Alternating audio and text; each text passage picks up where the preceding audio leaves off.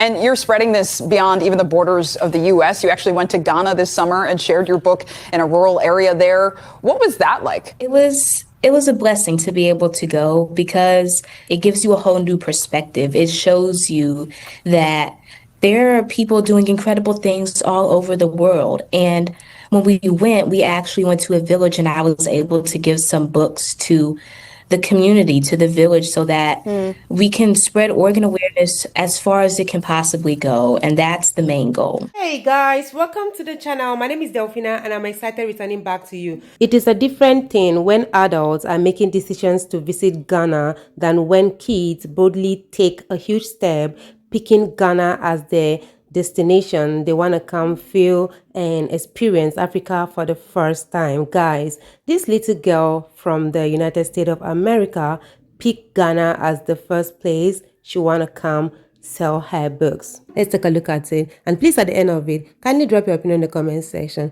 Let's watch. Next guest is making history and inspiring others all around the world. And get this, she's only 13 years old. Naomi DeBerry was just featured on Time Magazine's first ever Girls of the Year list, which recognizes 10 young girls for their leadership and commitment to solving problems in their communities. Naomi is the only honoree on the list who is from the United States. She was chosen for advocating for organ donations after she wrote a children's book called My Daddy Needs a Gift. It's inspired by her own true story about her father's kidney transplant. She hopes it will educate others about the process. And lucky us, Naomi joins us now. Naomi, it is so great to see you. Such an honor to have you here. And I imagine an honor to make this list. How are you feeling? It feels good. It feels great. It's such an honor to be able to be a part of the Time Magazine's first ever Girl of the Year list. Well, Naomi, I would love to take a step back for a moment to where this all started, because you were just 6 years old when you learned your dad, who is also an MSNBC opinion editor, needed a kidney transplant. First, how did it feel to get that news, especially at such a young age? It was a little overwhelming, I might say, because at the time I was sick, so I didn't understand fully. I couldn't comprehend everything that was going on. I knew my dad was sick, but I did not know that he was suffering from kidney disease. And at the time when he had gotten the transplant, it was a whole bunch of things going on, partly because COVID had just hit as well. And so we were living in a double pandemic, one outside in the big world and inside of our house as well. So we were trying to be very cautious and safe, which very much isolated me from everyone else. I mean, it sounds overwhelming, and yet you chose to turn that overwhelm into a book. Why? I wrote this book so that other kids wouldn't feel the same way that I did, so that other kids wouldn't have to go through without having a resource or representation in their fields and their communities, because I know that this was definitely something I needed when I was 6 years old. And you're spreading this beyond even the borders of the U.S. You actually went to Ghana this summer and shared your book in a rural area there. What was that like? It was a blessing to be able to go, because going to the other side of the world, it gives you a whole new perspective. It shows you that there are people doing incredible things all over the world. And when we actually went to a village and I was able to give some books to the community, to the village, so that we can spread organ awareness as far as it can possibly go. And that's the main goal. I mean, Naomi, you are inspiring and teaching so many others. And when people get overwhelmed, so often they channel that either into dissociation, not paying attention, or distraction. You have chosen to use your voice and share your experience. What is your message to someone who maybe is going through their own difficult experience or has a family member who is? I want people to take from this that when someone is sick, it doesn't only impact them, it impacts their whole family. And I want people to realize they should be there for each other, to love with each other, because, again, not every story is going to end the way ours did. And so you never really know how much time you have left. So spend time with each other. Take care of each other. Well, Naomi DeBerry, such a pleasure to have you and your time. Thank you so much. I'm sure we'll see you on more lists ahead. You're watching NBC News. You see, if Ghana is not safe, will young, smart, and intelligent girl choose Ghana. It's like you guys do not understand what this really mean, huh? Now it's very clear that Ghana is the safest country in Africa. Yes, in case you have not heard it anywhere, you've not heard it before. Now Delphina had said it. Come on, let accolade be given to who deserves it now. Ghana they try. No be cap. Ghana they try. At least more they give them waiting they deserve now. Well. We are in the Ember month, and very soon we're gonna be in November. And you know, this period of time is when visitors, especially African Americans, are visiting Ghana, right? So I have a couple of videos I want us to check out here. African Americans and other diaspora sharing their experience in Ghana. Let's take a look at it. And please, at the end of it, kindly drop your opinion in the comment section. Let's watch. Is today the first time you heard the name Kwame Nkrumah, or you've heard it somewhere? It is my first time, actually. And It's Gorgeous. and I am Stephanie. Steph, Yes. is this your first time in Ghana? Yes, this is my first time visiting. Yes. Yes. Nice. Yes. Nice. Have you visited any African country before? Been to Nigeria. Nigeria. Sure. Nice. Yes. Nice. Yes. What brought you to Ghana this time? I was coming to visit someone. Nice. And also to find out about more of the culture and stuff. The culture. Yes, and how you guys how you live, basically. You know, Nice. very interested in how you move and how you live. Yes. Where are you from? I'm from Raleigh, North Carolina, United States. United States. Yes. United States. USA. Amazing. USA. So, how long have you been in Ghana? I came Tuesday. Tuesday, Yes.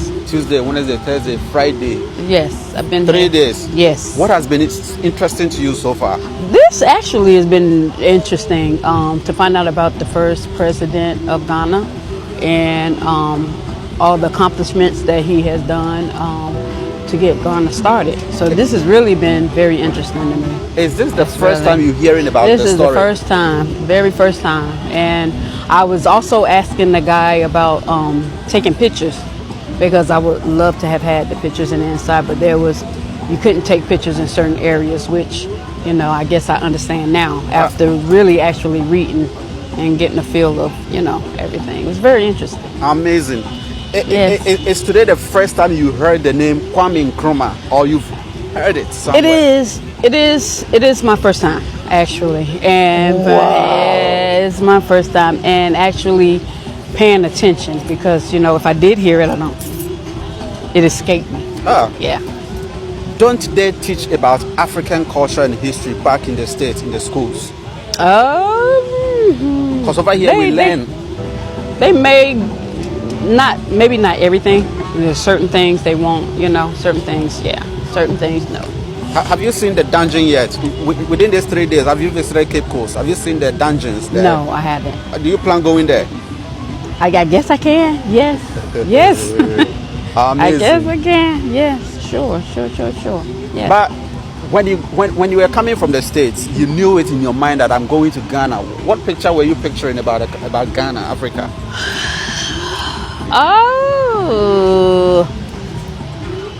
Mostly the different stuff that is made, you know, like for example, cocoa butter, how it's made. I actually like to see how it's made, and I'm also interested in a lot of foods. So I like to see how you make the banku and you make the fufu and all of that good stuff. I like to actually see it done. Have you tried any of those food yet? I love banku. Thank you. Banku and what? Okra or tilapia? I've actually done okra myself, but I like the okra and tilapia. See. Have you learned how to prepare it? I do. I know how to. You know how to do it? I do. Within 3 days? I do. High five. Oh, wow. I'm very interested in Africa, in Ghana and everything. Very interested. Amazing. If you ever go back, would you love to visit this country again? Sure, I would love to visit again. Amazing. 100%. 100%. No weapon. Yes, No 100%. weapon. 100%. Yes. So there are others like you back in the States who are thinking of visiting, but Yeah, Larry. Yeah. What, do we have people like that? Yes, everybody, you know, mostly leery. And then if I tell them about an experience of coming to Africa, then they like, oh, why you go to Africa? You know, because it's talked about in a bad way. So most of our own people, like, they're a little scared or nervous to come here to actually see that it's not what publicity or you know the news, whatever the news actually says, is nothing like that. It's more, it's beautiful. It's a breath of fresh air actually. So it's more like anytime Africa is spoken about up there or down there, it's a different story. Yeah, it's kind of bad for some people, but for the people that already visited and have an idea that they know it's beautiful. And then, you know, mostly we have a lot of Africans in the U.S. We have a lot of Ghanaians. We have a lot of Nigerians. So they actually, yeah. How are Ghanaians treating you? Do you feel discriminated here? Here, Yeah. My experience of coming here and meeting Ghanaians that don't know me, they just like look at me, like they just look at me for a period of time to distinguish whether I'm Ghanaian or distinguish whether I'm American. And then I guess when I get ready to speak and they hear that I'm American, they go, oh. But they be nice, and they be, you know, they always been nice. It's Amazing. nothing out of the ordinary crazy. They're always nice, always nice. Have you learned any local words yet? I have not. Some people need to teach me. Some people need to teach me. What is one that has flashed your mind that you still have the sound of it in your memory?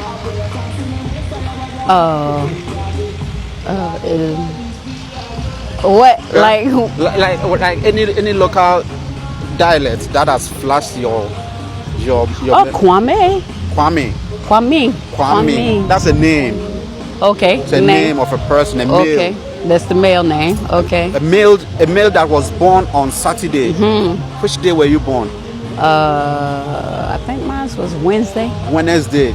So you are called Ekua. Is it Wednesday? I think it's Wednesday. Wednesday. So you are Equia. Okay. Is it Equia? Akria. Equia. Akria. Yeah. Akria. Teach you better. Yeah. Amazing. So Yes. you've experienced any nightlife?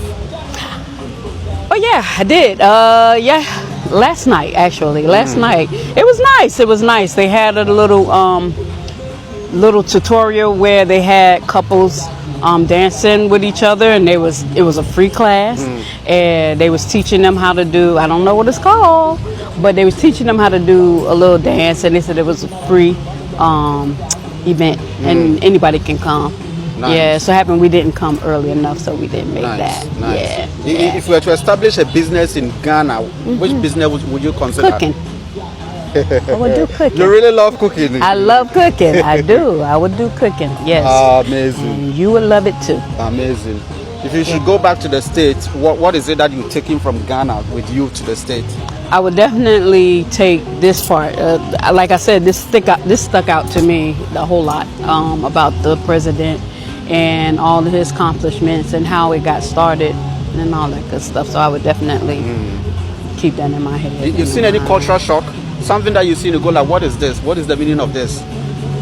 No, I was looking to go to the festival so I could see the different stuff that you guys do, the different costumes and stuff that you wear. I was looking to see that actually. You know, I see it on TV and all of that stuff, but to actually see it, that's what I was looking for. That would be the culture shock for me. Nice talking to you. Thank you.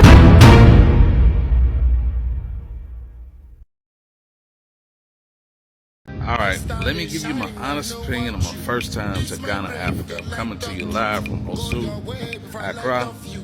Let me tell you what I expected and I didn't expect. So, some of the things I expected that when I got here, that I would see women with their titties out, like on the village, like I see on TV.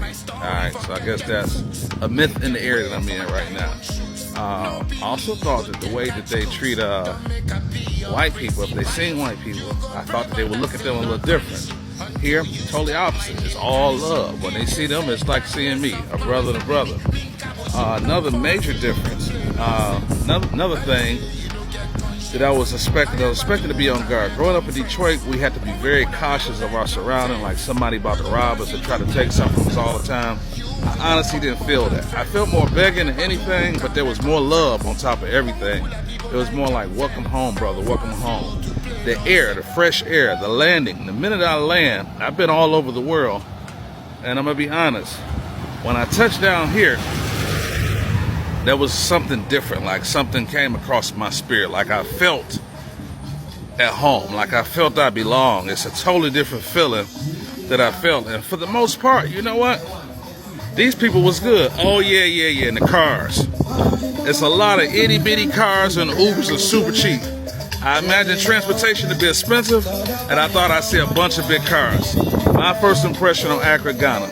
All right, y'all rocking with it or no? The most unsafest part of Ghana is the driving. Other than that, Tell me something about it. every day I make it out alive. I thank God for His continuous grace and mercy. Amazing.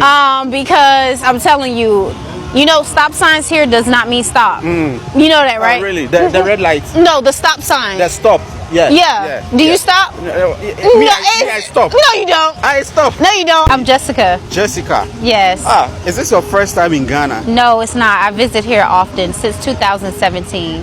I was a foreign exchange student. Yeah. Nice. So, when last did you visit Ghana? April of this year. You were a Ghanaian? Well, kinda. I took a break. Okay. From 2017, I didn't come back again until 2023. Okay. Yeah. But where are you originally from? I'm originally from the state of Florida in the United States. In the United States. Mm-hmm. What has changed about Ghana for you? In all this time? Yeah. I feel like when I came, this may be an unpopular opinion, but I felt like Ghanaians were more open to like outsiders a little bit. This time? No, when I first ever came as a student. Okay. And then I feel like now it's a bit more reserved to outsiders a little bit. Really? Yeah, it was a lot easier for me to make friends. And then like now sometimes people may not be as open to like English and stuff like that. But all in all, you still get like the brotherly and sisterly love. Wow. Yeah. So aside Accra here, where have you visited in Ghana? I've been to almost every region. Almost every region? Yeah, I just haven't been to the northern. Nice. Yeah. Nice.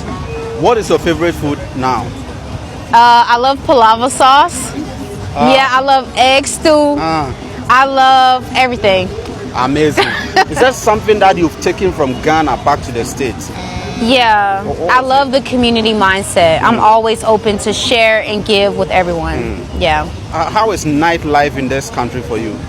Well, I feel like because I'm married, I don't really go outside as much as I could, but I hear the clubs are jumping till 7 a.m. Nice. I hear people say because you're married to a Ghanaian that we are unromantic. Is it true? Luckily, I have a Ghanaian that's willing to listen and learn, so we both have to be flexible of both cultures.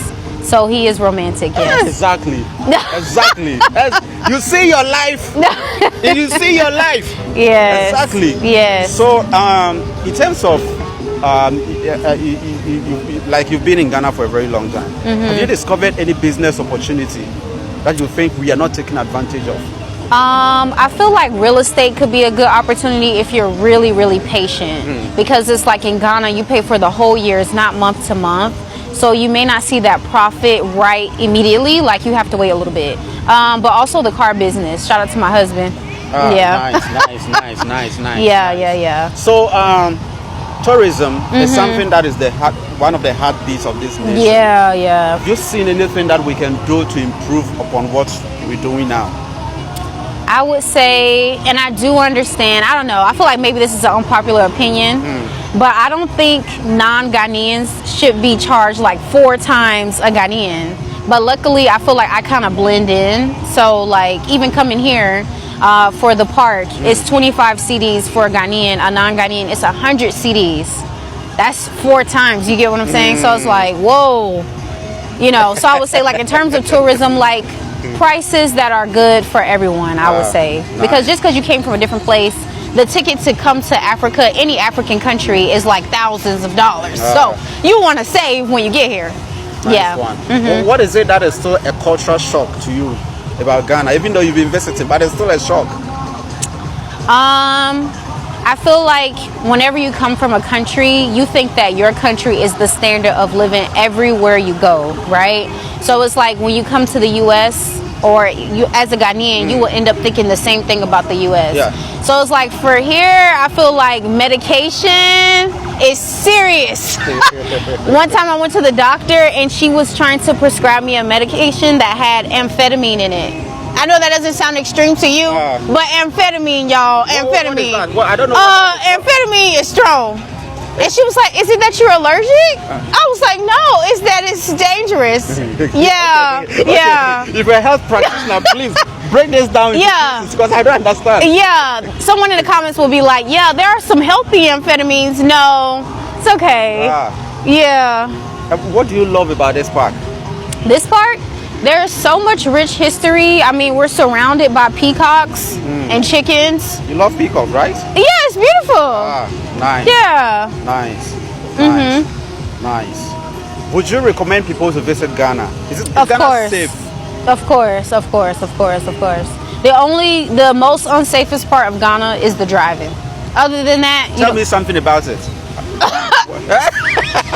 Every day I make it out alive. I thank God for his continuous grace and mercy. Amazing.